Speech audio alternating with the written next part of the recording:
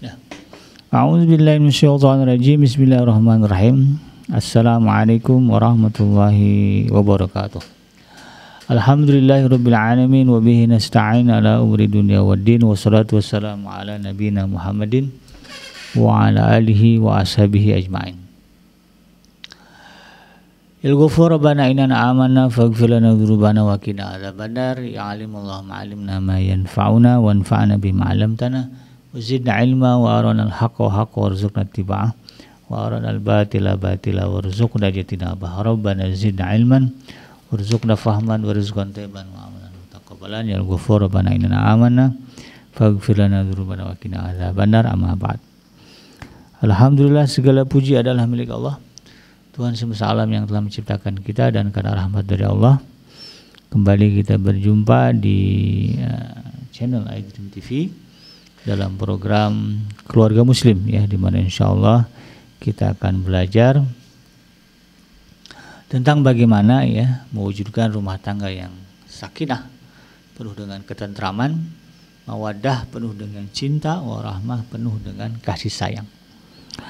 Tidak lupa kita baca salawat dan salam. Allahumma salli ala Sayyidina Muhammad wa ala ali Sayyidina Muhammad.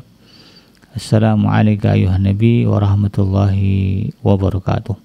Semoga Allah terima salawat dan salam yang kita baca dan dilimpah curahkan kepada para nabi dan para rasul, wabil khusus Rasulullah Muhammad sallallahu alaihi wasallam. Dan semoga kita termasuk ke dalam kelompok orang yang akan berbahagia ketika berjumpa dengan Allah nanti di yaumul mahsyar, dijauhkan dari siksa api neraka, dimasukkan ke dalam jannah, dan dipertemukan dengan Rasulullah Muhammad sallallahu alaihi wasallam. Insyaallah, amin ya rabbal alamin. Sahabat iDream yang dirahmati Allah di manapun, ya, sahabat iDream berada, ya, di dalam kesempatan kali ini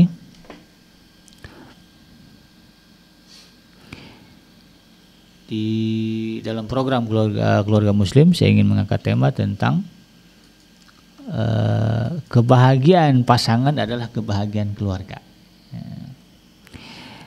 Ketika kita berbicara keluarga Muslim, di dalamnya kan ada suami istri, ya, ada anak, kemudian ada mertua, ada orang tua, gitu, ya. Mungkin juga di dalamnya ada ipar. Ini kan menyangkut tidak hanya dua orang, tetapi menyangkut dua keluarga. Jadi pernikahan itu kan mempertemukan dua keluarga, ya, dua keluarga besar, keluarga suami, keluarga istri, untuk nanti kemudian membentuk keluarga kecil lagi, ya, keluarga kita.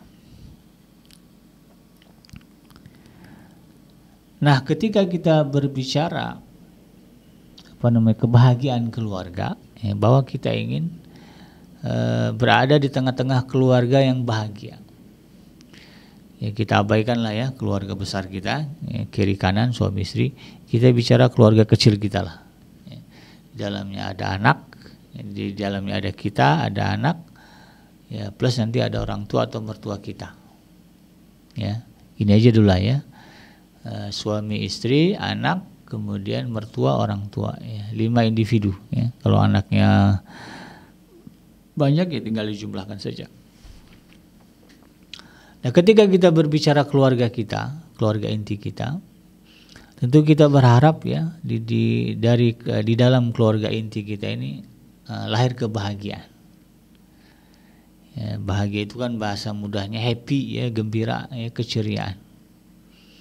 Kita ingin, ya, keluarga kita, keluarga yang kita bina adalah keluarga yang bahagia, ya, keluarga yang penuh dengan senyum ceria, keluarga yang penuh dengan canda tawa, gitu, ya, keluarga yang jauh dari pertengkaran, keluarga yang tidak pernah terdengar di dalamnya ada teriakan, ya.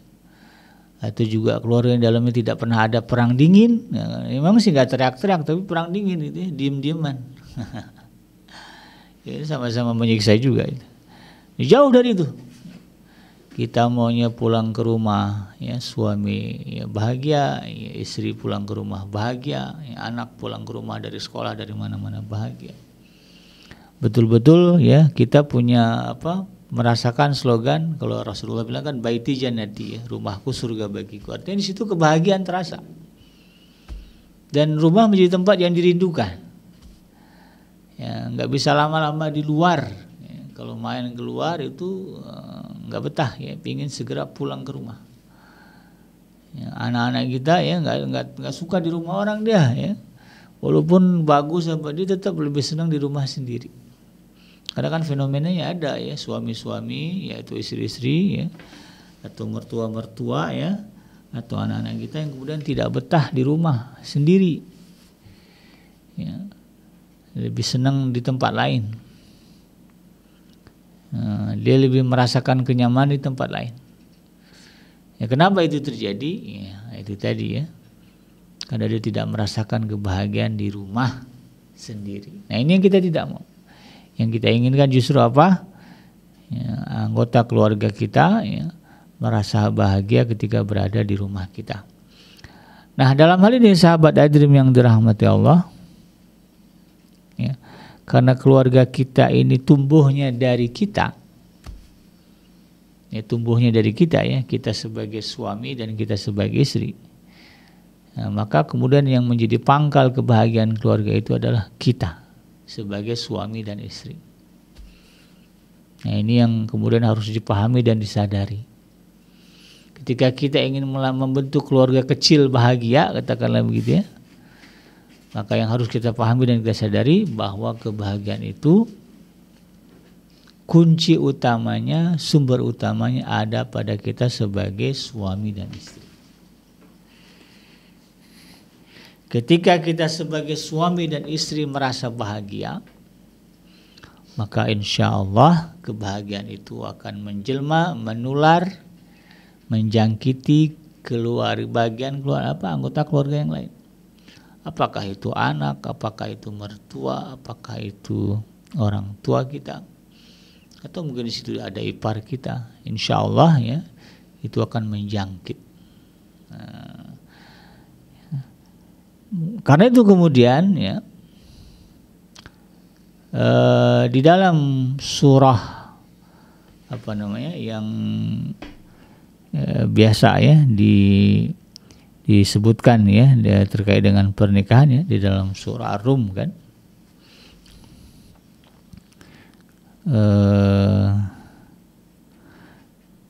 di dalam surah Ar-Rum itu kan ditegaskan, ya, bahwa yang namanya kebahagiaan itu,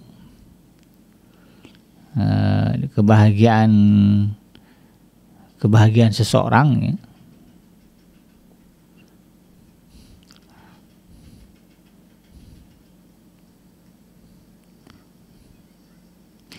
nah, disebutkan di dalam surah Ar-Rum di sini, kan, wa min ayatihi an khalaqalakum min anfusikum azwaja. Ya, dan di antara ayat-ayat Allah itu bahwa Dia menciptakan bagi kalian min anfusikum, ya, dari jenis kalian, ya, azwaja, pasangan. Apa tujuannya? Litaskunu ilaihi, agar kamu merasa bahagia dengan dia. Wa ja'ala bainakum mawaddata wa rahmah, dan kemudian dijadikan di antara kamu, ya, rasa sayang dan juga rasa cinta. Rasa cinta dan rasa sayang. Inna fi dzalika laayatil liqaumin yatafakkarun. Maka pada demikian itu terdapat tanda-tanda, ya, ibrah yang besar bagi orang-orang yang berfikir. Jadi kebahagiaan itu, sahabat Adrim yang dirahmati Allah, yang pertama kali harus kita wujudkan untuk ketika kita berbicara keluarga muslim yang bahagia. Maka kalau merujuk kepada ayat ini, yang pertama kali harus merasa bahagia dengan pernikahan kita adalah pasangan kita. Kalau kita bicaranya keluarga kita nih, ya, keluarga besar kita bahagia, maka kalau ingin itu kita wujudkan, pastikan kebahagiaan pasangan kita terwujud dulu. Pastikan pasangan kita merasakan bahagia dengan diri kita, maka insya Allah, ya, kebahagiaan itu akan terwujud dalam keluarga yang lebih besar. Kebahagiaan itu kemudian akan dirasakan oleh anak, oleh mertua, oleh ipar, mungkin oleh kerabat kita, ketika kita berbicara keluarga besar. Nah, karena ayatnya kan begitu, ya, jelas. di dalam surah Rum ya, surah yang ke-30 ayat yang ke-21, dan itu kan dijadikan dalil ya di dalam membentuk ya, mahligai rumah tangga ya, bahtera rumah tangga. Di dalam undangan itu kan suratnya itu ayat yang dikutip itu. Maka pasangan-pasangan harusnya mengambil ibrah dari ayat ini. Nah, disinilah sahabat Adrim yang dirahmati Allah, ketika kita berbicara membahagiakan pasangan, maka ini tentu menjadi nilai positif, ya, bahkan ya dinilai sebagai ibadah di dalam Islam. Karena dalam konteks masyarakat, ya, kan kalau bicara global gitu kan, Allah Subhanahu Wa Taala mengharapkan, ya, memerintahkan agar manusia ini ya menjadi menjadi mukmin kan, menjadi menjadi komunitas yang baik. Ya, kenapa Allah mengutus nabi, mengutus rasul kepada kita manusia supaya kita jadi baik kan begitu. Supaya jadi baik kan. Maka ketika kita berbicara masyarakat mewujudkan masyarakat yang baik, masyarakat yang bahagia, ya salah satu upayanya adalah mewujudkan keluarga-keluarga kita yang bahagia. Kalau di dalam komunitas masyarakat itu dipenuhi ya oleh keluarga-keluarga yang bahagia, maka insya Allah ya masyarakatnya ya akan menjadi masyarakat yang bahagia. Yang masyarakat yang konsentrasi ibadahnya bagus. Kenapa ya nggak dipusingkan dengan urusan rumah tangga? Nah, ini kan jadi nilai positif. Nah, artinya apa? Ya, ketika kita berbicara membahagiakan pasangan kita, itu sama halnya kita ya berusaha mewujudkan ya sebuah komunitas yang kemudian menjadi komunitas yang ya, secara bersama ya yang digambarkan dalam Al-Quran kan warka'u ma'arraki'in. Wasjudu ma'as-sajidin, ya, rukulah bersama dengan orang-orang yang ruku dan sujudlah bersama dengan orang-orang yang ruku. Jadi ketaatan itu berjamaah. Nanti akan lahir satu negeri yang disebut sebagai baldatun thayyibatun wa rabbun ghafur. Negeri yang baik yang di dalamnya senantiasa mendapatkan limpahan ampunan dari Allah Subhanahu wa taala. Kenapa? Karena penduduknya taat. Dan itu kemudian dimulai dari keluarga. Maka jangan kemudian anggap sepele upaya kita, ikhtiar kita untuk kemudian mengarah kepada itu, yang salah satunya diawali dengan membahagiakan pasangan kita. Ya, dari sinilah kemudian masing-masing ya suami dan istri ya berjuang dan berusaha untuk kemudian memenuhi hak dan kewajiban sebagai pasangan. Ya, kita sebagai istri ya, ada hak, ada kewajiban. Ya, kemudian suami juga sama, sebagai suami punya hak dan punya kewajiban. Dan itu sudah ditekankan dalam Al-Quran di surah Al-Baqarah ayat yang ke-228. Ya, di ujung ayatnya Allah katakan walahunna mislul ladzi 'alaihinna bil ma'ruf walirrijali 'alaihinna darajah. Wallahu azizun hakim. Ya. Mereka para wanita, ya, para istri mempunyai hak seimbang dengan kewajibannya menurut cara yang patut, cara yang ma'ruf. Akan tetapi para suami mempunyai kelebihan atas mereka dan Allah Maha Perkasa lagi Maha Bijaksana. Ya, jadi berbicara hak dan kewajiban ya kita harus bisa menyeimbangkannya. Ya, jadi jangan ketika berbicara ya suami istri ya, jangan jangan sampai berat sebelah ya. Ya, suami nuntut kewajiban tapi kemudian tidak memberikan hak. Ya, istri ya, meminta hak kepada suami ya, menekankan haknya kepada suami tetapi kemudian melalaikan kewajibannya sebagai istri. Nah, ini nggak akan ketemu ya. Maka tidak akan ada istilah bahagia. Ya, karena ya salah satunya merasa terzalimi ya. Ya, artinya begini, ketika pasangan mengabaikan salah satu tadi antara hak dan kewajiban, maka akan ada pihak yang merasa terzalimi, apakah itu suami atau istri. Istri minta duit aja ke suami, ya, minta perhatian aja ke suami, minta dimanja aja ke suami, tapi kemudian suami tidak merasakan apa yang dia inginkan dari istrinya, pelayanannya, keramah tamahannya, gitu ya. Apalagi kalau bicara laki-laki, kehangatan di atas tempat tidur dan sebagainya, itu kan. Kepuasan seksual, ya, belum lagi bicara ketaatan, penghargaan, gitu ya. Kalau itu tidak dia dapatkan dari istrinya, maka dia tidak akan bisa maksimal membahagiakan istri. Demikian juga suami, ya, ketika dia sibuk meminta hak kepada istrinya, ya, ingin dilayani, ingin dihargai, gitu ya, ingin di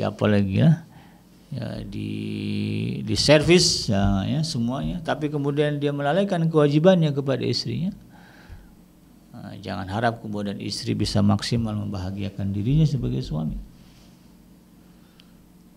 Jadi masing-masing antara suami dan istri harus paham apa yang menjadi kewajiban, apa yang menjadi hak. Paling tidak ya, kalau berbicara akhirat, ya, keselamatan kita di akhirat, kita harus tahu kewajiban kita masing-masing deh. Istri paham kewajibannya, suami paham kewajibannya, bicara hak, maka insya Allah itu ada negosiasi lah, gitu ya. Nah, tapi kalau bicara kewajiban nih, ya, masing-masing kemudian tidak paham, bahkan melalaikan kewajiban kepada masing-masing, nah ini akan berujung di akhirat.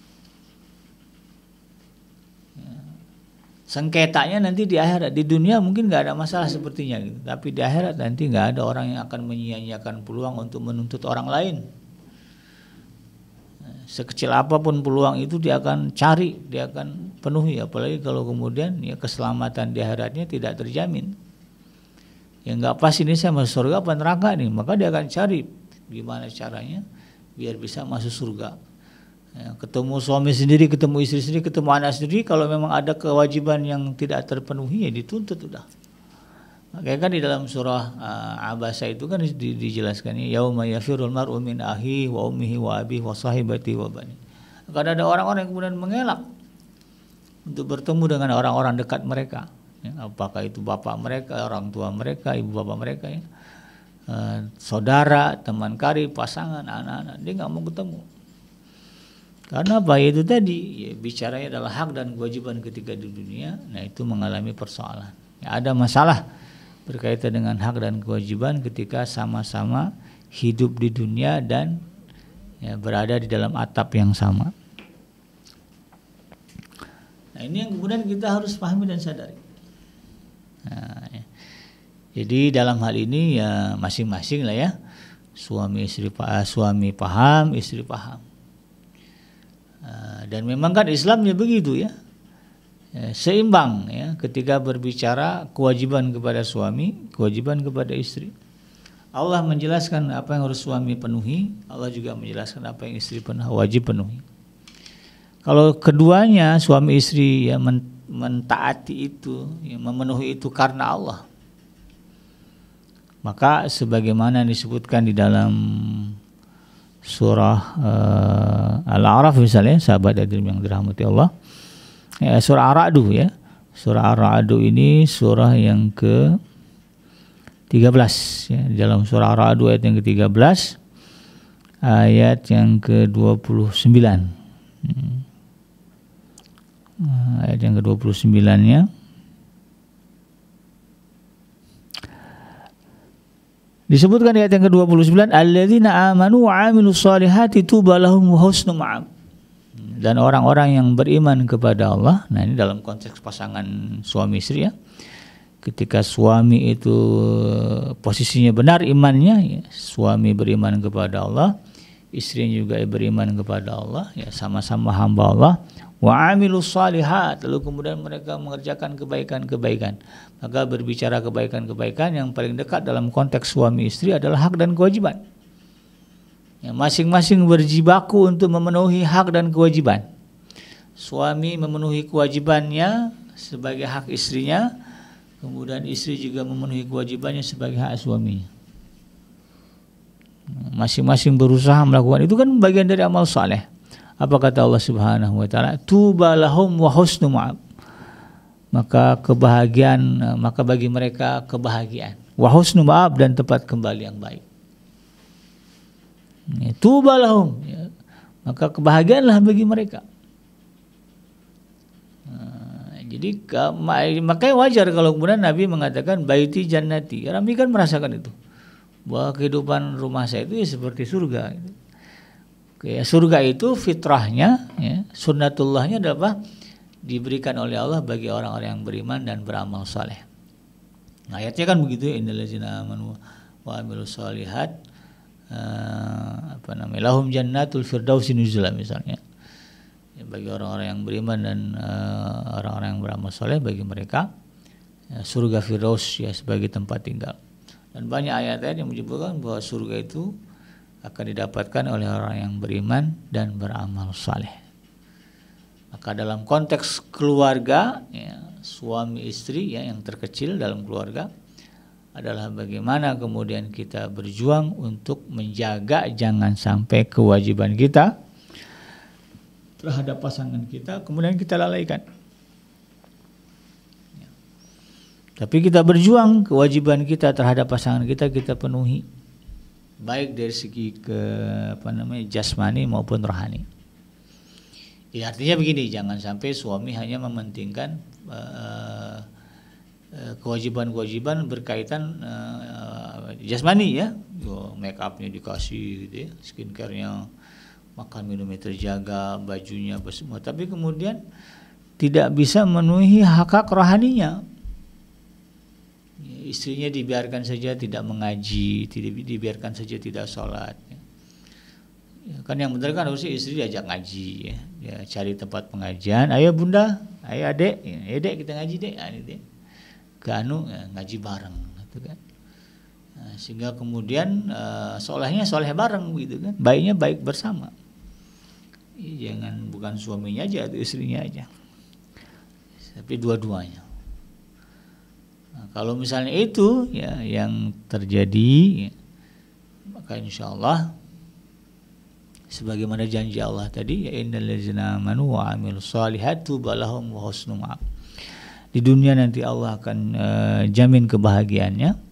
Kemudian di akhirat kata Allah Subhanahu wa taala akan dikembalikan ke tempat kembali yang baik. Apa tempat kembali yang baik? Ya, surga. Maka nanti ada ayat yang menyebutkan bahwa orang-orang yang beriman, ya, suami dan istri mereka akan dipertemukan kembali. Bahkan bonusnya apa? Anak dan cucunya juga nanti Allah kumpulkan di tempat yang sama. Kenapa? Karena kebahagiaannya nyambung jadinya. Di dunia mereka bahagia, ya, dengan rumah tangga mereka, maka kebahagiaan itu pun Allah langgengkan, ya, sampai nanti ketika satu-satu yang meninggalkan alam dunia, ya, nanti akan saling menyambut. Siapakah yang lebih dulu, ya, orang tua kita kah, mertua kita kah, nanti kemudian kita nyusul, lalu kemudian anak-anak kita, cucu kita, cicit kita. Ya, harapannya adalah, ya, kita dikumpulkan di tempat yang sama. Ya, apa itu sih surganya Allah? Kalaupun tidak sama level surganya, paling enggak bertetanggaan lah, ya, sehingga gampang saling mengunjungi, ya, saling menziarahi, ya, melihat keadaan masing-masing, ya. Kalau masih di surga mah enak, ya, tapi kalau udah nyebrang ke neraka ya agak ribet, ya. Ya, memang ada sesi penduduk surga diizinkan untuk berdatang ke neraka, ada, ya, untuk menyaksikan bagaimana, ya, orang-orang yang dulu sombong kepada mereka, ya, disiksa oleh Allah Subhanahu wa taala karena kekafirannya. Gitu. Demikian sahabat Dream, ya, mudah-mudahan bermanfaat. Yang benar datangnya dari Allah Subhanahu wa taala, yang salah semata-mata lahir dari kealfaan dan kehilapan saya pribadi. Saya bikin pamit undur.